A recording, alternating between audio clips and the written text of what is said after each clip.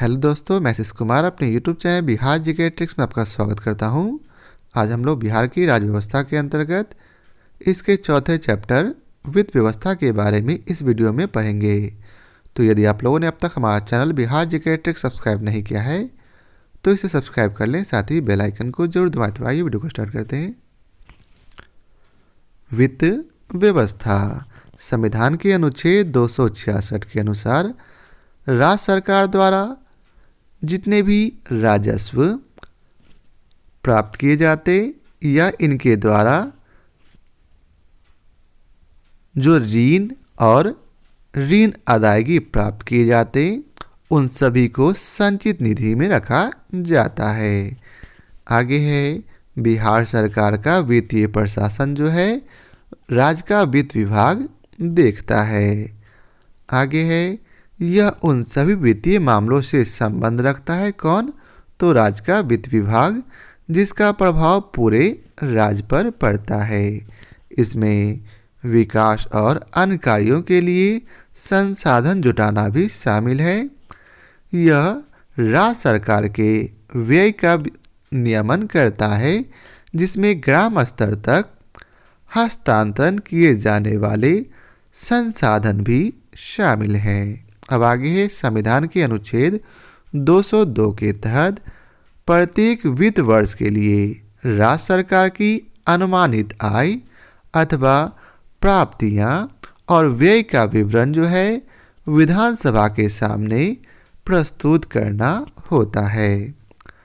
आगे है राष्ट्रीय अर्थव्यवस्था तथा संवैधानिक प्रावधानों के अनुरूप बिहार की वित्त व्यवस्था संचालित होती है। तो याद रखेंगे कि बिहार की वित्त व्यवस्था किसके अनुरूप संचालित होती? तो राष्ट्रीय अर्थव्यवस्था तथा संवैधानिक प्रावधानों के अनुरूप। अब आइए पढ़ते हैं वित्तीय व्यवस्था संबंधी संवैधानिक प्रावधान। तो अनुच्छेद 202 में प्रावधान किया गया कि राज्य सरकारों द्वारा वित्तीय ब्यौरा प्रस्तुत करना अनिवार्य होगा, जिसे वार्षिक वित्तीय विवरण भी कहा जाता और साथ ही साथ इसे सामान्य बजट के नाम से भी जाना जाता है। अब अगला प्रश्न है अब आगे है अनुच्छेद 267 अर्थात 267। अब आइए जानते हैं इसमें क्या प्रावधान किया गया।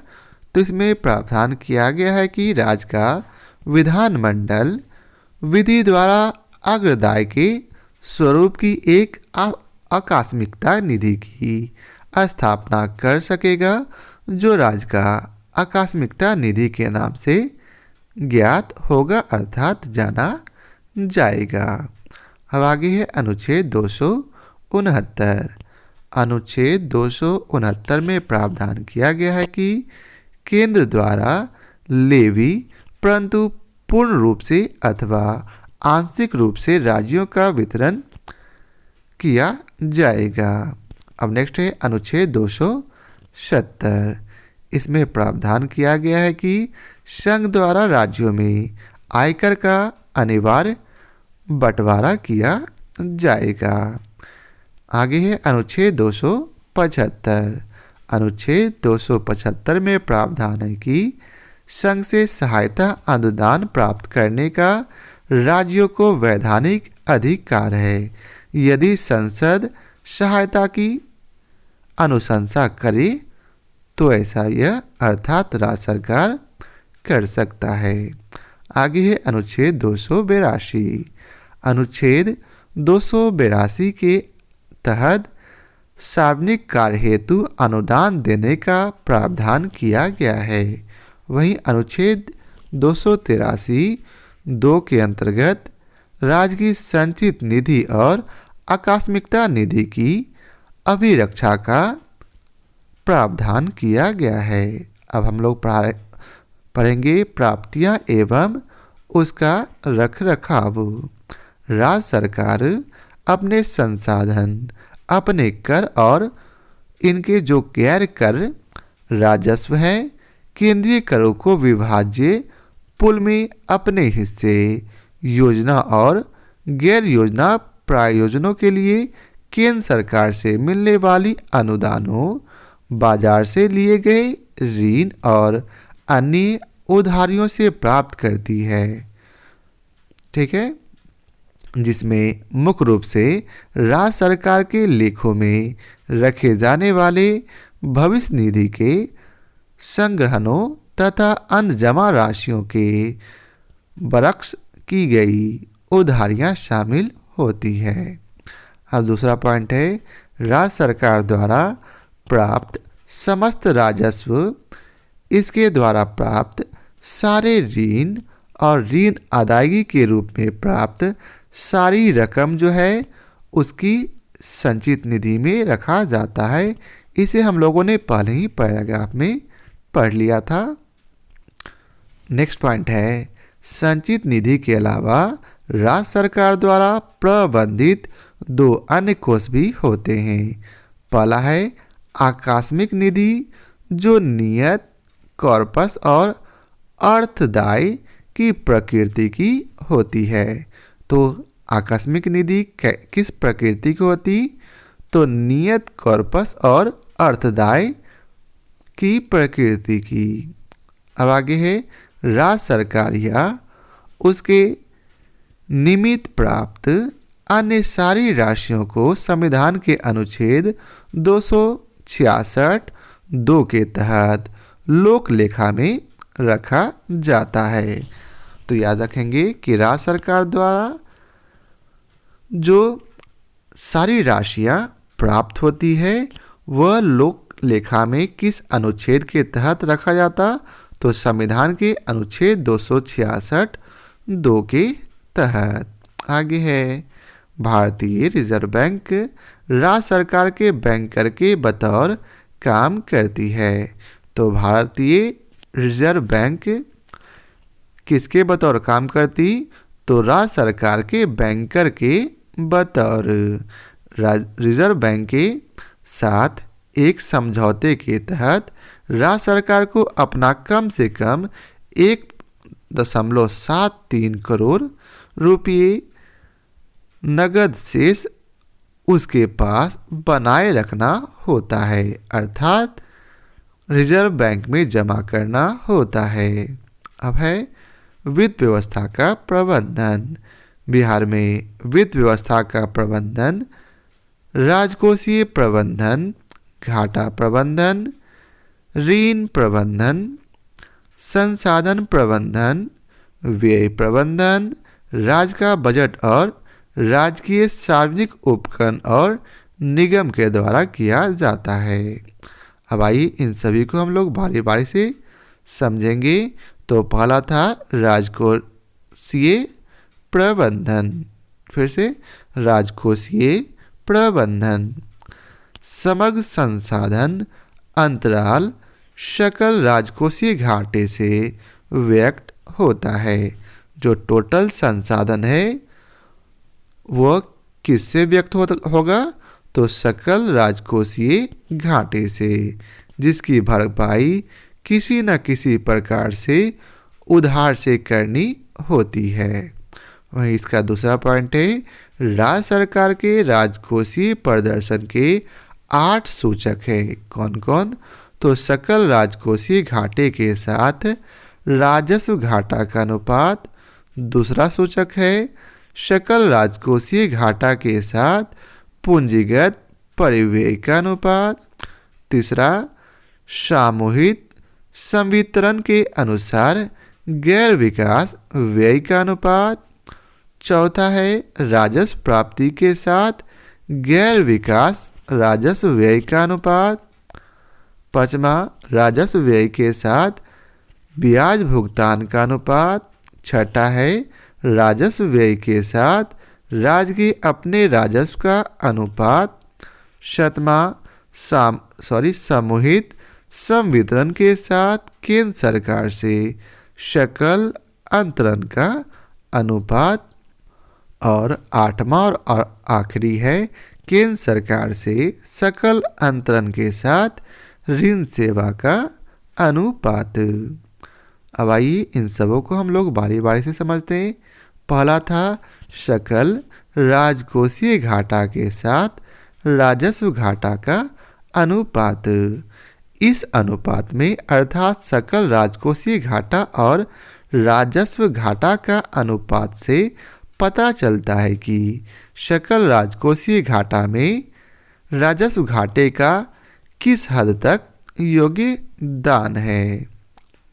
वहीं दूसरा है सकल राजकोषीय घाटा का पूंजीगत परिव्यय का अनुपात, अर्थात सकल राजकोषीय घाटा बटा पूंजीगत परिव्यय।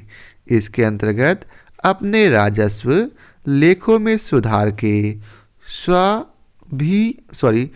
स्वाभाविक परिणाम स्वरूप बिहार में पूंजीगत परिव्यय का परिणाम अधिक रहता है।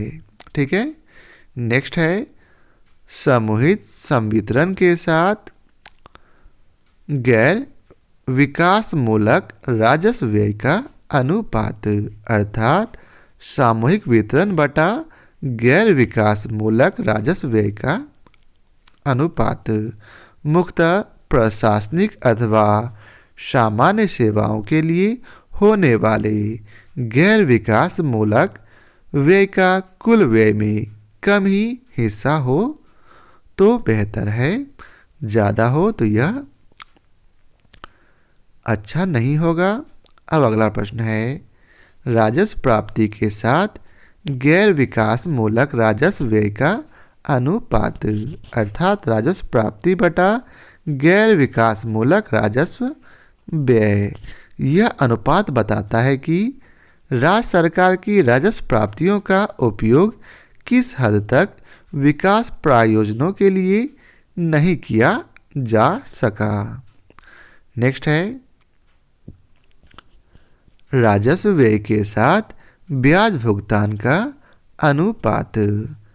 इसमें अधिक ऋणग्रस्तता के कारण राज्य की वित्त व्यवस्था के लिए ब्याज भुगतान अस्थायी बोझ बन जाती है। हालांकि बिहार में 2004 से 5 से राजस्व व्यय का ब्याज भुगतान पर खर्च होने वाला हिस्सा क्रमशः घटता जा रहा है, जो कि अच्छी बात है। नेक्स्ट है राजस्व व्यय के साथ राज्य के अपने राजस्व का अनुपात। कुल व्यय के साथ राज्य के अपने राजस्व का अनुपात राज्य सरकार की राजस्व व्यय संबंधी जरूरतों के लिहाज से उसकी आत्मनिर्भरता को दर्शाता है। वर्ष 2007 से 8 में राज्य सरकार की अपनी कर और गैर कर राजस्व प्राप्तियां मिलकर उसके कुल राजस्व व्यय का मुश्किल से 24% हिस्सा ही पूरा कर पाती थी। इसके बाद से इस अनुपात में सुधार होता गया। अब 7वां है समूहित संवितरण के साथ केंद्र सरकार से सकल अंतरण का अनुपात। इस अनुपात में बाहरी संसाधनों पर राज्य सरकार की निर्भरता को सामने लाता है। अब नेक्स्ट है और आखिरी केंद्र सरकार से सकल अंतरण के साथ ऋण सेवा व्यय का अनुपात। वर्ष 2003 से 4 तक केंद्र सरकार से बिहार को होने वाले सकल अंतरणों का बड़ा हिस्सा ऋण सेवा में चला जाता है। 2003 से 4 के 100% से यह निरंतर घटता चला गया है। अब हम लोग दूसरा देखेंगे घाटा प्रबंधन के बारे में।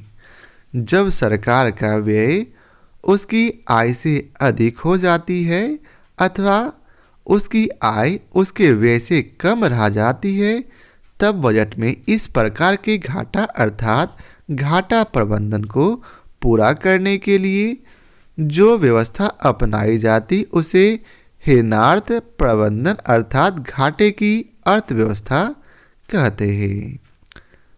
इसका पॉइंट है किसी राज्य सरकार का सकल राजकोषीय घाटा उसके वित्तीय प्रदर्शन का महत्वपूर्ण सूचक होता है, क्योंकि यह कुल संसाधन अंतराल को अभिव्यक्त करता है।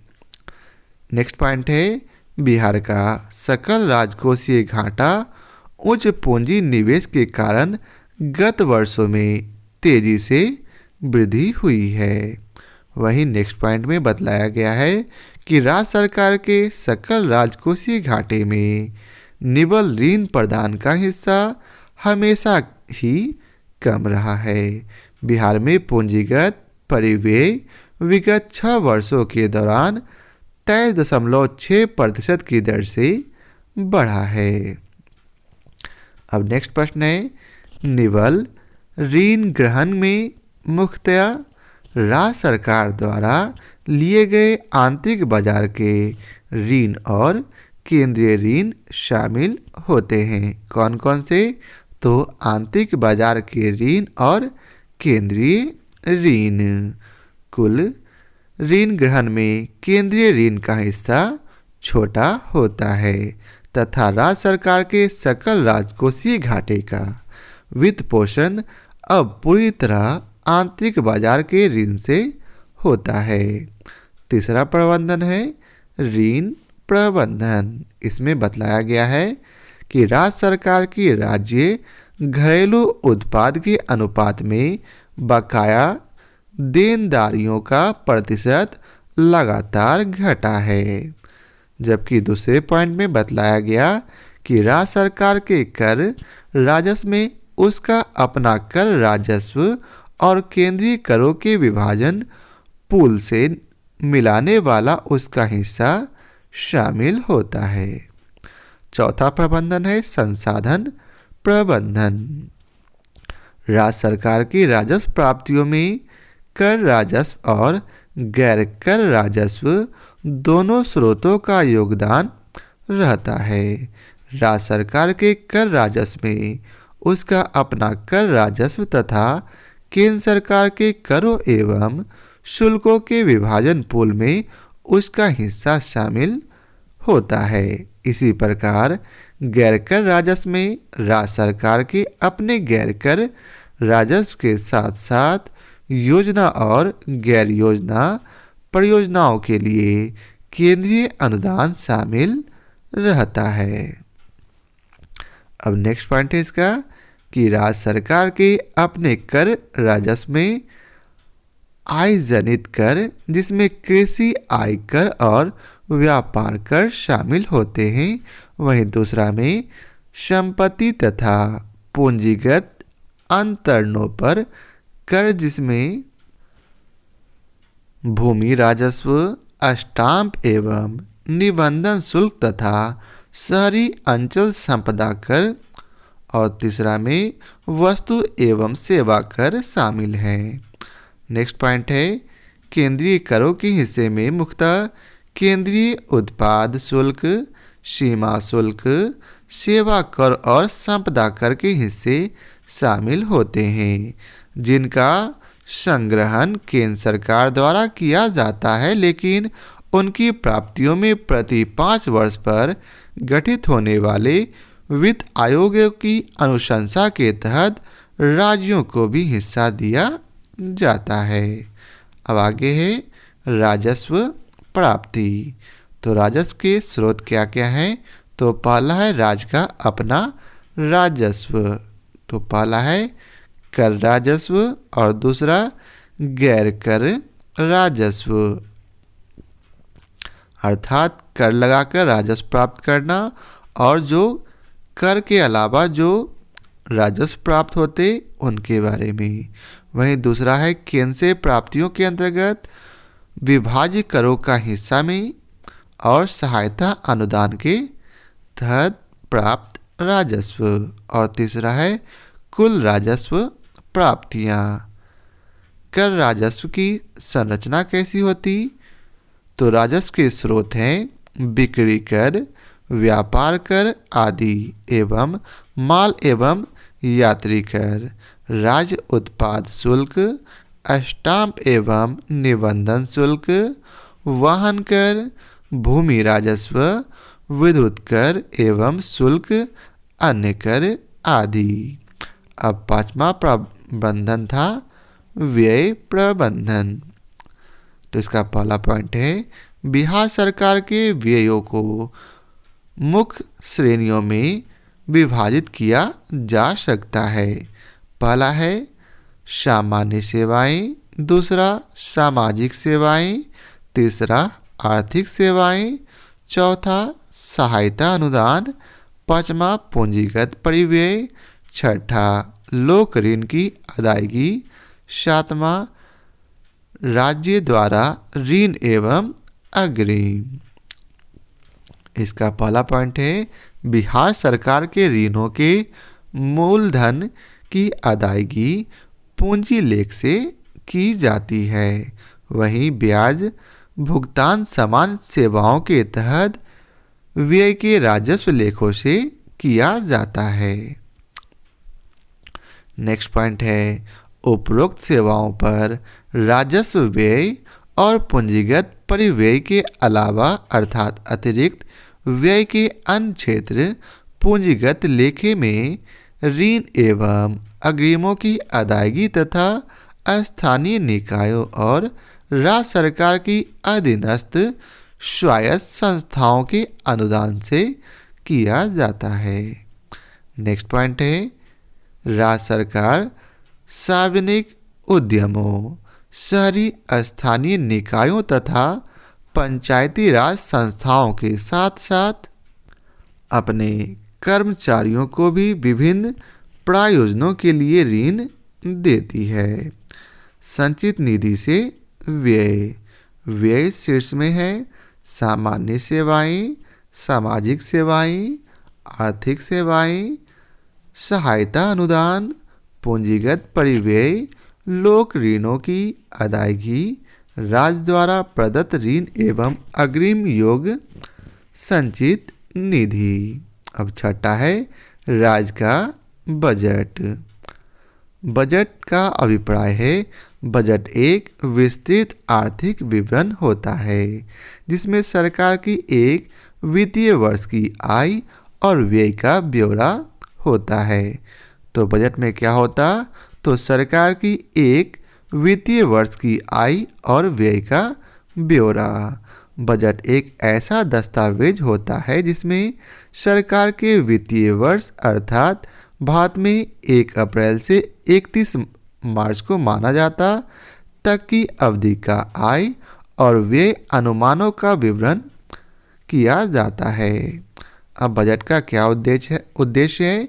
तो बजट का उद्देश्य है कि सरकारी बजट सरकार के वार्षिक व्यय एवं आय का ब्यौरा तो प्रस्तुत करता ही है, साथ ही साथ बजट सरकारी की उन विकास नीतियों एवं उद्देश्यों को भी इंगित अर्थात सूचित करता है जिन्हें सरकार बजट के माध्यम से प्राप्त करना चाहती है।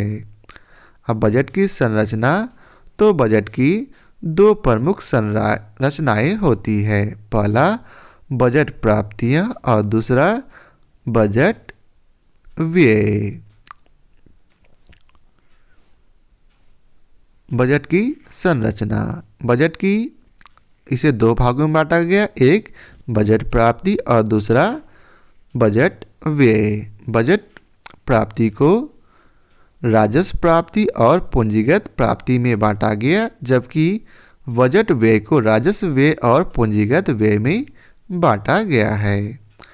अब है संविधान के अनुच्छेद 202 के अंतर्गत प्रत्येक वित्त वर्ष के लिए राज्य सरकार की अनुमानित आय अथवा प्राप्तियों एवं व्यय का विवरण विधानसभा के पटल पर रखना होता है।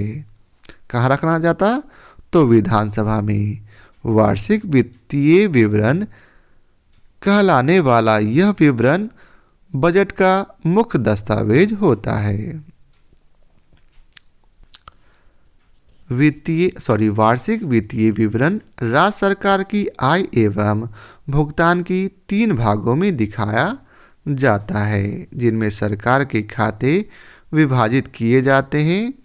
समेकित कोष के अंतर्गत आकस्मिक कोष और लोक खाता के अंतर्गत। अब है सरकार द्वारा प्राप्त किए गया सभी प्रकार का राजस्व, उसके द्वारा लिए गए ऋण, उसके द्वारा दिए गए ऋणों की वसूली से हुई प्राप्तियां समेकित कोष कहलाती है। सरकार की सभी प्रकार का व्यय समेकित कोष से ही होता है। तो याद रखेंगे कि सरकार का सभी प्रकार का व्यय किस कोष से होगा, तो समेकित कोष से। आगे है सरकारी बजट का स्वरूप। एक और दिया गया बजट प्राप्तियां, जिसे दो भागों में बांटा गया। पहला है राजस्व प्राप्तियां और दूसरा पूंजीगत प्राप्तियां, जिसे राजस्व प्राप्तियों को भी दो भागों में बांटा गया। एक कर प्राप्तियां और दूसरा गैर कर प्राप्तियां, जबकि पूंजीगत प्राप्तियों को बांटा गया उधार प्राप्तियां, ऋणों की प्राप्तियां और विनिवेश के अन्य स्रोत। जबकि उधर बजट व्यय को दो भागों में बांटा गया था, राजस्व व्यय और पूंजीगत व्यय में, जिसमें राजस्व व्यय को बांटा गया योजना, गैर योजना, विकास और गैर विकास में। जबकि पूंजीगत व्यय को बांटा गया योजना, गैर योजना, विकास और गैर विकास में। राज्य की अर्थव्यवस्था में बजट की महत्वपूर्ण भूमिका होती है। सरकारी बजट की अनुमानित आय एवं व्यय का वार्षिक विवरण होता है, किसमें, तो बजट में। सरकारी बजट के द्वारा ही राज्य की आर्थिक नीति को जनता के समक्ष प्रस्तुत किया जाता है। बजट राज्य में वस्तुओं एवं सेवाओं की मांग एवं पूर्ति, बजट विनियोग, रोजगार एवं आय के स्तर इत्यादि को प्रभावित कर राज्य की अर्थव्यवस्था में आवश्यक परिवर्तन आता है। सरकार की राजकोषीय नीति बजट द्वारा ही प्रकट की जाती है। कि राजस्व कोषीय नीति बजट द्वारा ही प्रकट की जाती है। एक ही सेंटेंस दो बार लिखा गया है यहाँ। अब है बजट के प्रकार। पारंपरिक अथवा आम बजट। इस बजट में सरकार के आय और व्यय का वार्षिक लेखा जोखा होता है, किसमें, तो आम बजट में। इस बजट में सरकार किस क्षेत्र में कितना धन व्यय करेगी उसका उल्लेख किया जाता है। वहीं दूसरा है निष्पादन बजट। निष्पादन बजट कार्यों के परिणाम को आधार बनाकर निर्मित किया जाने वाला बजट है, जिसे निष्पादन बजट कहा जाता है। यह मूलतः लक्ष्योन्मुखी अथवा उद्देश्यपरक प्रणाली पर आधारित होता है। तीसरा है शून्य आधारित बजट। शून्य आधारित बजट का अर्थ है हर बार बिल्कुल नए सिरे से बजट तैयार करना, अर्थात शून्य से तैयार करना। और नेक्स्ट है आउटकम बजट। इस बजट के तहत किसी मंत्रालय या सरकारी विभाग के आवंटित बचत राशि का मूल्यांकन किए जा सकने वाले उद्देश्यों के निर्धारण और कार्य संपादन के लिए किसी भी स्तर पर होने वाली देरी के बजाय सही समय पर धनराशि पहुंचाकर उसका सही उपयोग किया जा सके, इसकी व्यवस्था आउटकम बजट में रहती है। नेक्स्ट है लैंगिक बजट। इस बजट में वार्षिक बजट में महिलाओं और बालिकाओं के विकास के लिए आवंटित बजट के प्रावधान और खर्च पर समीक्षा करना लैंगिक बजटिंग कहलाता है। अब नेक्स्ट है आंतरिक बजट। जब सरकार किसी विशेष परिस्थिति में पूरे वर्ष के लिए आय व्यय की अनुमान तैयार करने में असमर्थ रहती है तो वर्ष में कुछ महीने के लिए आवश्यक आर्थिक व्यवस्था बनाए रखने के उद्देश्य से आय व्यय का प्रावधान करती है। इसे अंतरिम बजट के नाम से जाना जाता है। नेक्स्ट है अधिशेष बजट। ऐसे बजट में कुल राजस्व प्राप्तियां प्रस्तावित सकल सार्वजनिक व्यय की तुलना में अधिक होता है। अभी जो है बिहार का बजट अधिशेष बजट है। नेक्स्ट है घाटे का बजट। ऐसा बजट जिसमें मांग बढ़ाने के लिए व्यय आय की तुलना में अधिक हो यानी राजस्व प्राप्तियां कम हो। और आगे संतुलित बजट। ऐसे बजट जिसमें सार्वजनिक व्यय और कुल राजस्व प्राप्तियां दोनों बराबर हो अर्थात संतुलन में हो, उसे हम लोग संतुलित बजट कहते हैं। अब है बजट से संबंधित शब्दावली। पहला है योजना परिव्यय। यह बजटीय योजना का वह हिस्सा होता है जिसके तहत सरकार के विभिन्न मंत्रालयों और अर्थव्यवस्था के विभिन्न क्षेत्रों के लिए संसाधनों का बंटवारा किया जाता है, उसे हम लोग योजना परिव्यय के अंतर्गत रखते हैं। दूसरा है पूंजीगत प्राप्तियां। इसमें आमजन से जुटाए गए कर्ज अर्थात बाजार कर्ज, ट्रेजरी बिलों के जरिए भारतीय रिजर्व बैंक या अन्य पक्षों से ली गई उधारी, विदेशी संस्थाओं या सरकारों से लिए गए कर्ज और केंद्र सरकार द्वारा राज्यों, केंद्र शासित प्रदेशों व अन्य पक्षों को दिए गए कर्ज की प्राप्ति शामिल होती है।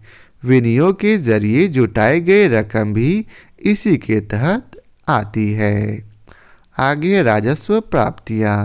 इसमें सरकार के शुल्क और करों का उल्लेख होता है। नेक्स्ट है कर राजस्व। कोई सरकार कर लगाकर जो राजस्व हासिल करती है उसे कर राजस्व कहा जाता है। नेक्स्ट है गैर कर राजस्व। गैर कर राजस्व वह राशि होती है जो सरकार कर के अतिरिक्त अन्य साधनों से एकत्रित करती है, उसे हम लोग गैर कर राजस्व कहते हैं। नेक्स्ट है प्रत्यक्ष कर। व्यक्तियों और संगठनों की आमदनी पर लगाया जाने वाला कर है, चाहे वो आमदनी किसी भी स्रोत से हुई हो, उसे हम लोग प्रत्यक्ष कर के अंतर्गत रखते हैं। नेक्स्ट है अप्रत्यक्ष कर। अप्रत्यक्ष कर ऐसे करों को अप्रत्यक्ष कर कहा जाता है जिनका मौद्रिक भार दूसरों पर डाला जाता है, अर्थात करापार किसी और व्यक्ति पर होता है और कराघात किसी और व्यक्ति पर। ग्राहकों द्वारा सामान खरीदने और सेवाओं का इस्तेमाल करने के दौरान उन पर लगाया जाने वाला कर अप्रत्यक्ष कर कहलाता है। नेक्स्ट है सीमा शुल्क और उत्पादन शुल्क। सीमा शुल्क वह शुल्क होता है जो देश में आयात होने वाली सामानों पर लगाया जाता है। उत्पाद शुल्क वह शुल्क होता है जो देश के भीतर बनाए जाने वाली सामानों पर लगाया जाता है। तो याद रखेंगे उत्पाद शुल्क किसे कहते हैं, तो वह शुल्क जो देश के भीतर बनाए जाते हैं उन पर लगाया जाता है। आगे लेखा अनुदान मांगे। बजट को सभा में या संसद में पारित कराने में लंबा समय लगता है और ऐसे में सरकार 1 अप्रैल से पहले पूरा बजट पारित नहीं करा पाती। इस स्थिति में अगले वित्त वर्ष के शुरुआती दिनों के खर्च के लिए सरकार सभा या फिर संसद की मंजूरी लेती है। इन मांगों को लेखा अनुदान मांगे कहते हैं। बजट वर्ष अब 1 जनवरी से कर दिया गया है। अब आगे है योजनागत व्यय और गैर योजनागत व्यय। सरकारी व्यय को 2 हिस्सों में बांटा जाता है। एक है योजनागत व्यय और दूसरा गैर योजनागत व्यय। केंद्रीय योजना राज्यों और केंद्र शासित प्रदेशों की योजनाओं के लिए केंद्र सरकार की सहायता के लिए आवंटित राशि योजनागत खर्च की राशि में आती है। गैर योजनागत व्यय के 2 हिस्से होते हैं। एक है गैर योजनागत राजस्व व्यय और दूसरा योजनागत पूंजीगत व्यय।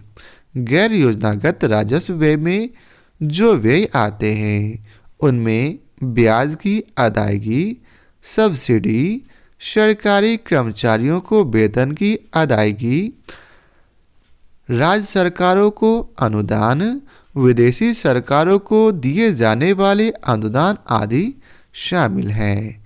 और गैर योजनागत पूंजीगत व्यय में रक्षा, लोक उपक्रमों को दिए जाने वाले कर्ज, राज्यों, केंद्र शासित प्रदेशों और विदेशी सरकारों को दिए जाने वाले कर्ज शामिल हैं। अब आगे है पूंजीगत व्यय और राजस्व व्यय। पूंजीगत व्यय किसी सरकार द्वारा किए जाने वाला वह व्यय होता है जो भविष्य के लिए लाभ का सृजन करता है। पूंजीगत व्यय का इस्तेमाल संपत्तियां एवं उपकरण आदि खरीदने के लिए किया जाता है। सरकार के राजस्व खाते से खर्च होने वाली राशि को राजस्व व्यय कहा जाता है। अब आगे है सब्सिडी। सब्सिडी किसे कहते हैं? तो सरकार द्वारा व्यक्तियों या समूहों को नकदी या फिर कर से छूट के रूप में दिया जाने वाला लाभ ही सब्सिडी कहलाता है। नेक्स्ट है वित्तीय घाटा। तो वित्तीय घाटा किसे कहते हैं? तो वित्तीय घाटा बताता है कि किसी वित्त वर्ष के दौरान सरकार की कुल आमदनी और कुल खर्च का अंतर कितना है। नेक्स्ट है राजकोषीय घाटा। यह राजस्व प्राप्तियों के साथ साथ कुछ निश्चित गैर ऋण पूंजीगत प्राप्तियों के साथ साथ कुछ खर्च का अंतर होता है। अब है प्राथमिक घाटा। प्राथमिक घाटा राजकोषीय घाटे और ब्याज की अदायगी के अंतर को प्राथमिक घाटा कहते हैं। जबकि चालू खाता घाटा देश में विदेशी मुद्रा की कुल आवक व निकासी का अंतर होता है।